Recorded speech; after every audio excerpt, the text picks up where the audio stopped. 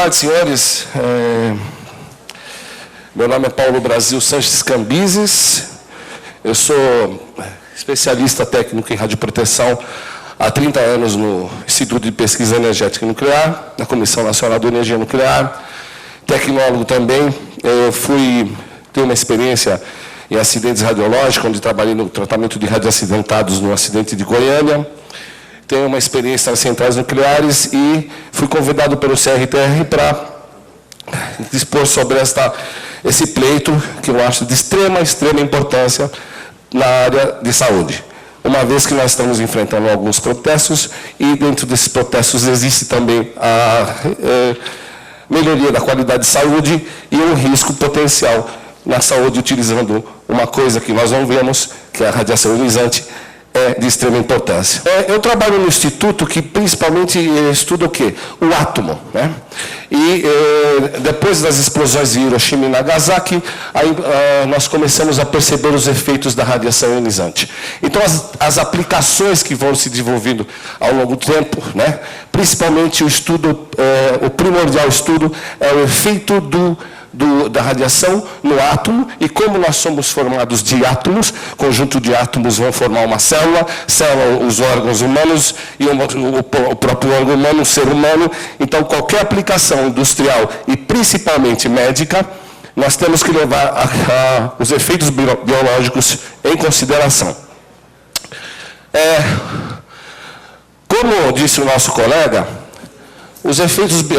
a radiação realmente causa um mal. Fisicamente falando, obviamente, toda a célula, todo átomo que nós colocamos a certa radiação, vai causar um dano à célula. Tá? Então, o que nós fazemos? Por que então é mal? Por que nós utilizamos isso na medicina?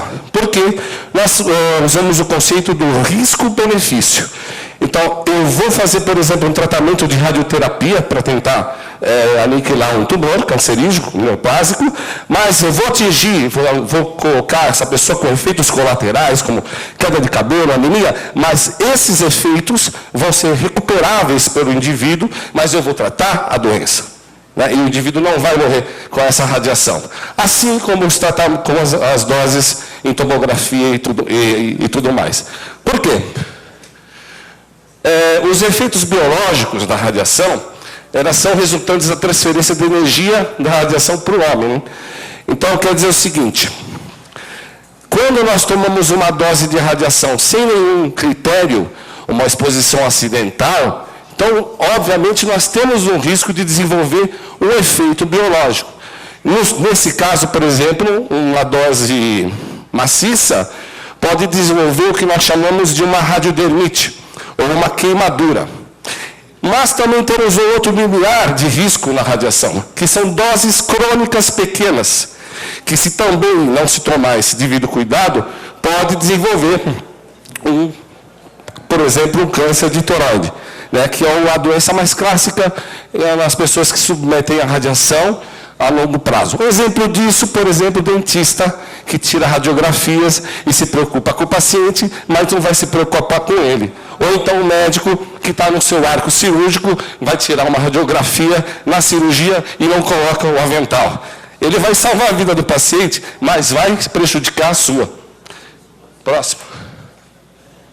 Bom, os efeitos biológicos da radiação, obviamente, são ocasionados pela exposição do indivíduo a uma radiação. Tem várias fontes de radiação.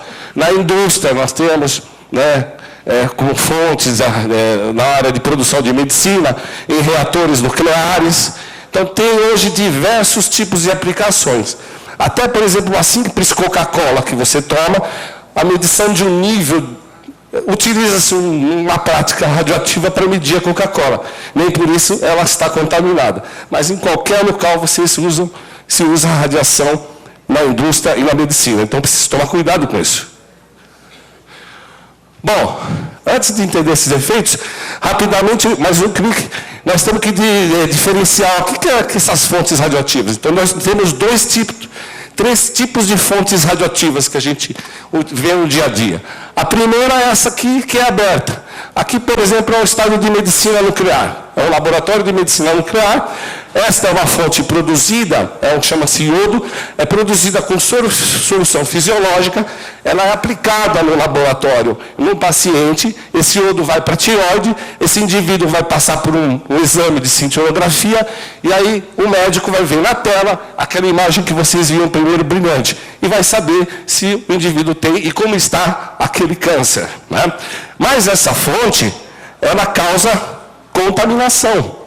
Então, o indivíduo que trabalha já mesclando a parte de efeitos biológicos com a proteção radiológica, para a gente tomar tempo, aqui já tem um risco, né? E que exige a formação de um profissional com qualificação. Porque se o indivíduo, como eu vi na exposição, 40 horas de aula, um biomédico para saber que no laboratório desse existe um risco de contaminação, ou seja, a pessoa pode, se não fizer essa captação desse material corretamente, em capelas, né, fazer a aplicação no local adequado, ele não saber, por exemplo, questões de rejeito radioativo, não saber calcular dentro de um equipamento lá qual é a quantidade de material radioativo que ele vai ter que aplicar no paciente, saber, inclusive fisicamente, olha, eu vou aplicar tantos miliquilos, uma unidade, ele pode sobrespor o paciente e também ele pode contaminar essa área. Porque, como bem lembrou o colega, a radiação não tem cheiro, você não vê e não sente gosto. Pode ir. O outro tipo que nós temos aí, de fonte radioativa, são essas que são fechadas, encapsuladas. Esses tipos de fonte, por exemplo, são usados em radioterapia. No acidente radiológico, o maior acidente radiológico do mundo, diga-se passagem, o de Césio 137, se utilizava naquela época uma fonte de Césio em flocos, né? Um cloreto. E aí as pessoas não se preocupavam em fazer uma fonte que não contaminasse. Os próprios médicos da época não tinham conhecimento de radioproteção. Só para vocês terem uma ideia, eu ainda vou comentar isso. Quando ocorreu o acidente, nós estivemos lá pela primeira vez no Hospital Geral de Goiânia, todo o corpo médico fugiu do hospital. Nós ficamos, porque fugiu da radiação. Como um médico, que é formado em radiologia, e outros devem ter conhecimento, fugiram. Isso significa o seguinte: com o que está ocorrendo agora, se isso crescer, essa displicência, porque a radiação não é nada, porque os equipamentos são modernos, tomografia moderna, então podemos colocar uma pessoa lá que só digite os botões, nós estamos caminhando para uma segunda Goiânia. Ou, pior, o risco aos pacientes. Então, aí um exemplo de uma radioterapia, já falo qual é a proteção, mas o outro conhecimento que o tecnólogo que trabalha aqui, e o outro profissional não deve ter, olha, o médico oncologista detecta o câncer, passa para o radiologista.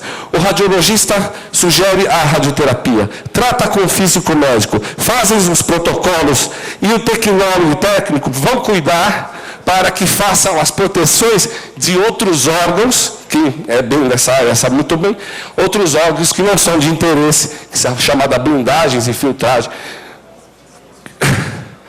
E se uma pessoa não sabe desses conceitos?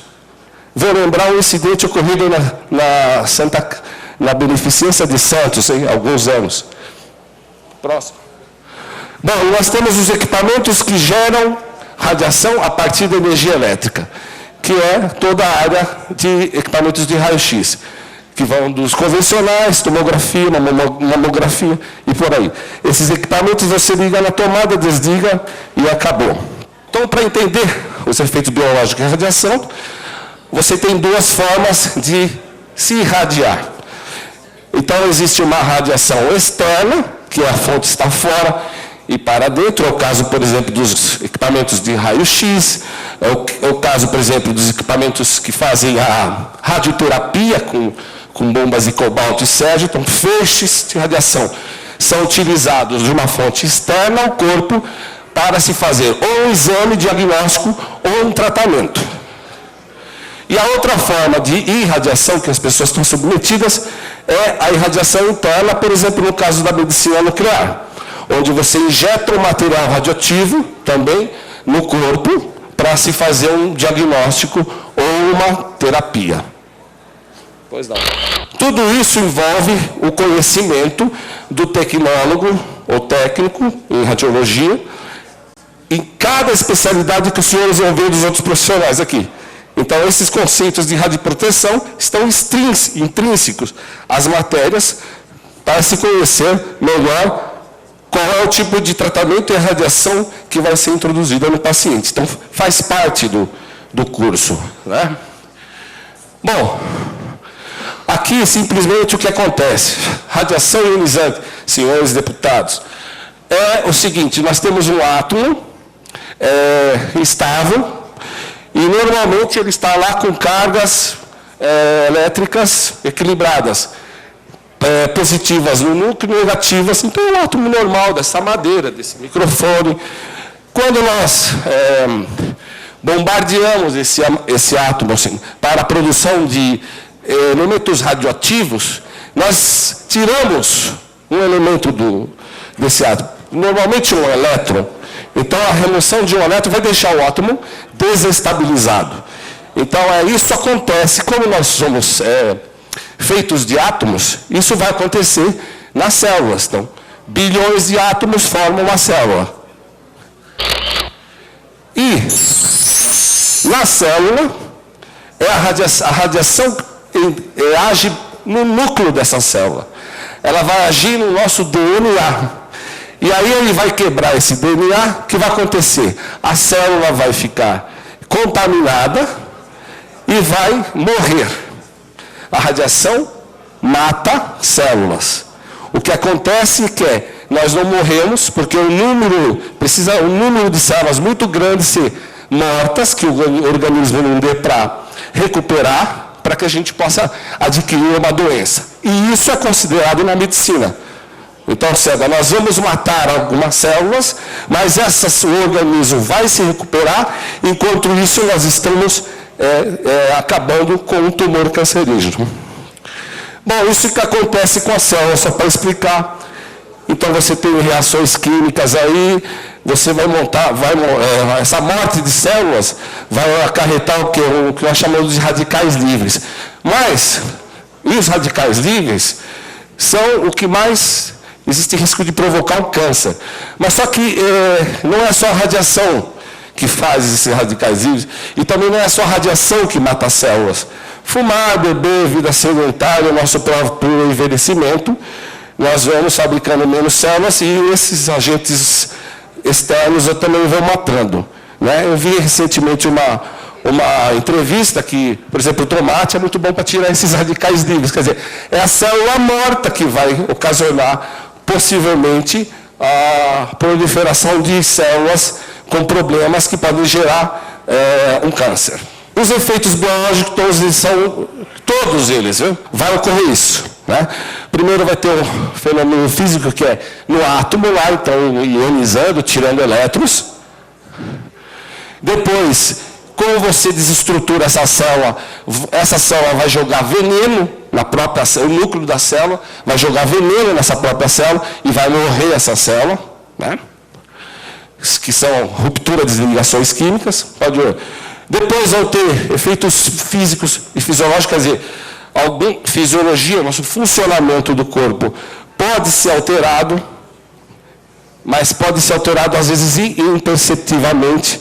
Por exemplo, uma diminuição das plaquetas, queda de plaquetas. Por isso que nós fazemos, quem trabalha na área de radiologia, um exame de hemograma completo, para se verificar que esse é o primeiro sintoma de você ter um problema fisiológico brando com o efeito da radiação, né?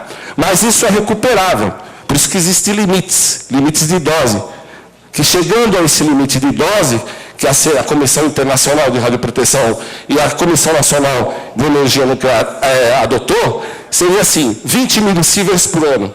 O que significa isso? Se o indivíduo tomar essa dose, ela vai ter um efeito brando, recuperável, mas preocupante. Então, mas vai dar sequência a ficar mais grave a gravidade do indivíduo? Não. Mas vamos adotar esse limite como segurança. Outro. E aí, dependendo da dose de radiação, vai se apresentar, depois de um tempo que nós chamamos de latência, a radiação, quando você toma essa radiação, você não vai ter um efeito imediato, qualquer tipo, você vai ter um efeito depois de um certo prazo, né? Por exemplo, em Goiânia, as pessoas tiveram contato com o material radioativo uma semana depois que começaram a apresentar problemas. E o estado de saúde delas, elas ficavam até surpresas de falar com o médico. Falou, poxa, mas eu estava bem. E é exatamente, há uma melhora, inclusive, para depois vir um efeito que, dependendo da dose de radiação, pode ser até fatal. Nesse caso, dose aguda de radiação num acidente industrial que ocasionou morte celular. Essa é a chamada morte celular que eu falei para vocês. Átomos totalmente não são mais de pele, porque foram desestruturados. Células, muitas células mortas. O organismo, como a gente faz uma ferida, o organismo tenta recuperar. Por isso que a gente fica fraco quando está com uma ferida muito grave, ou uma doença, o organismo fica fraco e manda todos os anticorpos para lá. E para quê? Para combater e recuperar esse número de células perdidas. Mas se um número muito grande, como nesse caso, o organismo não tem como recuperar esse tipo que haja radiação, e aí, no caso, perda de órgãos e tudo mais. A radiação não é só o único meio que se leva ao desenvolvimento de um câncer, né? Mas, para quem não sabe, você teve aquela desestrutura, doses a longo prazo, podem causar células com defeito, a radiação vai interagir no DNA, não é só a radiação que ocorre isso, mas aí o que acontece? Essas células vão se proliferar de uma forma desordenada, crescimento desordenado de células que vão se agregar ao órgão que não tem função nenhuma com esse órgão. E aí vão soltar outras células defeituosas, e aí que podemos chamar aí de metástase, que podem ocasionar outro tipo de patologia em outro órgão, né? Então, o câncer do pulmão vai virar também de cérebro. Bom, esse aqui já parte do acidente de Goiânia. Esse é o Roberto, uma das figuras que retirou a blindagem do centro de Goiânia. Esse sou eu mais magro, né? No atendimento lá há 20, quase 30 anos. Mas você vê, também a mesma coisa. Nós chamamos esse efeito de uma dose aguda de radiação, efeito determinístico, quer dizer, você toma uma certa dose e o efeito é proporcional à dose. Nesse caso, o indivíduo lá que meteu a mão lá no Césio não teve condições de recuperar essas células, teve que amputar o braço. Nesse segundo caso, também em Goiânia, houve um problema na pele, que só depois de muito enxerto que nós conseguimos recuperar. Essas coisas são, assim, vou dizer, são graves, não, acidentes graves, mas existem incidentes e acidentes menores, mas se a gente for começar a ser displicente com esses acidentes menores, pela falta de qualificação profissional, num assunto muito delicado, e cientificamente delicado como esse, nós vamos progredir para, talvez, consequências maiores. Pode ir? E o outro, assim, tem outro fator em termos de radioproteção. Por que a radioproteção é tão intrínseca em todas as aplicações nucleares? Porque ela tem dois riscos. Por exemplo, quem trabalha com temperatura e fogo, tem só o efeito determinístico. Olha, a partir de uma temperatura, eu me queimo e vou ter uma reação. A radiação tem os dois. A radiação tem o efeito de uma dose imediata, o risco imediato, e também tem o risco de pequenas doses futuras, que nós chamamos estocásticas, de estoque. Então, você vai adquirindo doses pequenas, e a principal doença, patologia que decorre dessas doses pequenas, sem a radioproteção, é o câncer. Nesse caso de tireoide. Pode ir?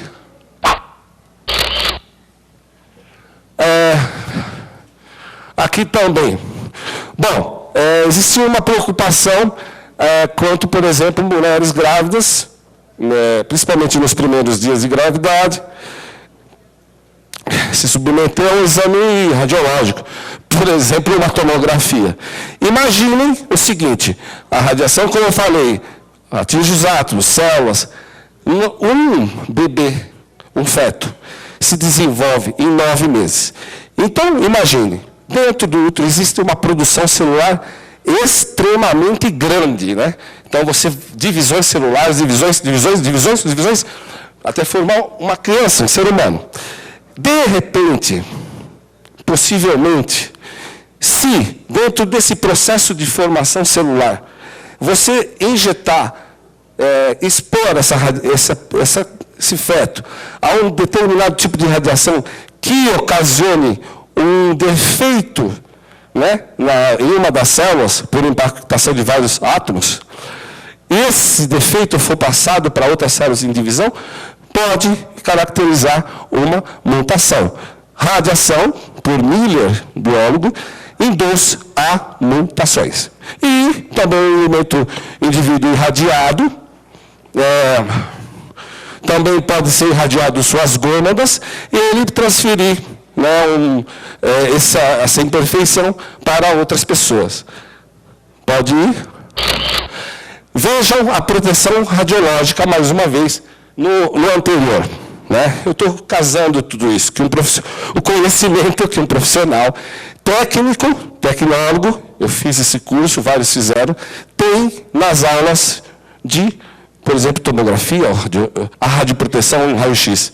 Né? A preocupação de fazer uma anamnese na pessoa, investigação pregressa de sua saúde, verificar o seu estado físico, massa corporal e conjunto técnico-tecnólogo, verificar as técnicas do equipamento para dar a menor dose possível, justamente por saber ter esses conhecimentos teóricos. E evitar, por exemplo, que pessoas, a não ser com orientação médica, se submetam a isso. Tem o caso também de jovens, em questão da tomografia recente, que eu vou falar já já.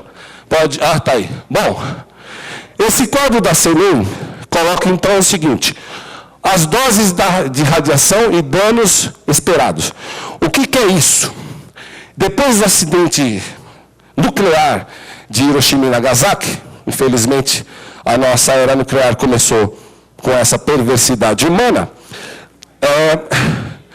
à medida que as pessoas foram morrendo, desenvolvendo patologias, foi criada, então, a Comissão Internacional de Proteção Radiológica. Ela começou a estudar os efeitos a longo do prazo que as pessoas de lá da Hiroshima foram tendo. Então, atribuíram números, vou falar números, para não falar grandezas, números em relação a que tipo de doença foi desenvolvendo. Por exemplo, olha, a pessoa teve simplesmente uma anemia. Olha, dou um valor 1. Ela teve um problema mais de plaquetas, 2, e assim sucessivamente, até virar óbito. Então, doses equivalentes, que é o mais importante que a gente tem para trabalhar com a área de saúde ou com energia nuclear, em toda a questão. O que é esse dose equivalente? Dose equivalente a um dano biológico. Então, dentro do quadro da CENEM, ela diz que, nesse valor aí, até 0,25 Sievert, todos os métodos clínicos e laboratoriais não indicam efeitos preocupantes, desde que sejam estudados e justificados. Ou seja, a radiação faz mal, mas você estuda um método de submeter uma pessoa a doses de radiação que justifique o uso dessa prática. Estudo clínico, anatômico, fisiológico, biológico de efeitos. Então, eu vou dar 400 mil-rens de dose, vamos dizer, um valor, nesta pessoa. Ela vai perder cabelo, vai ficar anêmica, mas o próprio organismo vai recuperar esse malefício que eu dei, porque eu vou atingir uma célula cancerígena. É assim que funciona.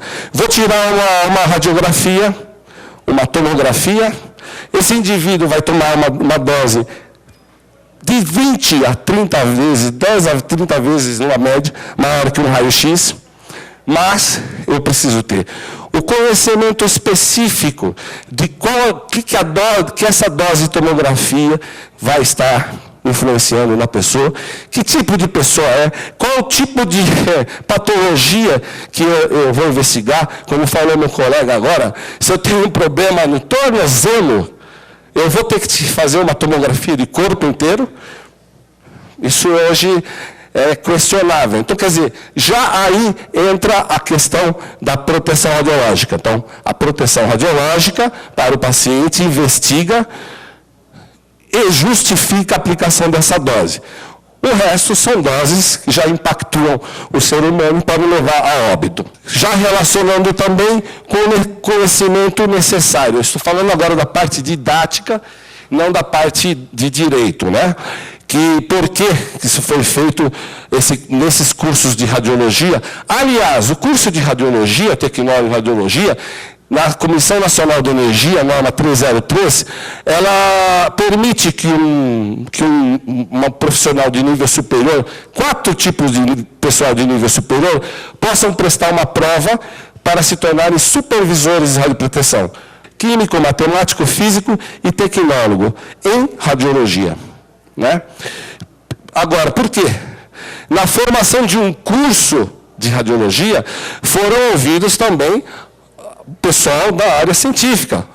Né? Todos nós somos a área que elabora as normas, que é a área que eu pertenço. Então, nós verificamos, por excelência, hoje existe um curso de radiologia, mas esse curso tem que ter esses conhecimentos. Quais?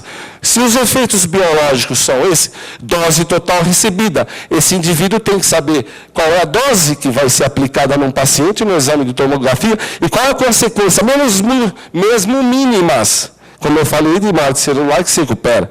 Segundo, está o tempo dessa dose.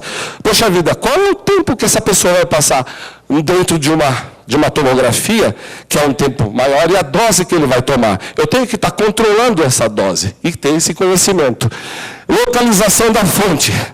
Eu tenho uma radioterapia de uma fonte de cobalto para fazer uma irradiação do câncer de próstata no indivíduo. Apesar que hoje se usam outras técnicas, mas essa ainda existe. Bom, se eu preciso saber qual a posição que essa fonte vai estar, eu preciso saber qual é o grau do feixe, qual é a finura desse feixe que eu vou atingir o indivíduo. Eu preciso saber que áreas que eu vou proteger desse indivíduo. Tudo isso o tecnólogo tem que aprender. Ou profissional em radiologia, médico também.